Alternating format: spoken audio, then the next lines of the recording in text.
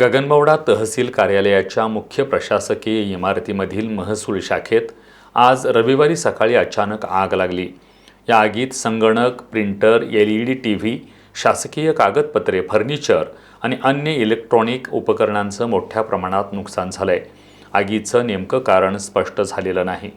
आज रविवारची सुट्टी असल्यानं गगनबावडा तहसील कार्यालय पूर्णपणे बंद होतं। अशातच सकाळी सुमारे 10 वाजण्याच्या सुमारास गगनबावडा तहसील कार्यालयाच्या महसूल शाखेत अचानक आग लागली असावी। या कार्यालयात शिपाई किंवा सुरक्षा रक्षक उपस्थित नसल्यानं आग नेमकी कशी आणि केव्हा लागली हे समजू शकलं नाही। सुदैवानं आगीचा मोठा भडका न उडता ती आतमध्ये धुमसत राहिल्यानं संपूर्ण महसूल शाखेत धुराचं साम्राज्य पसरलं होतं।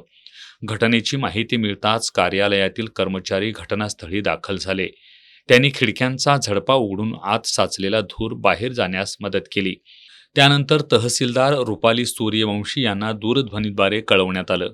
त्या कोल्हापूरहून गगनबावड्याकडे रवाना झाल्या।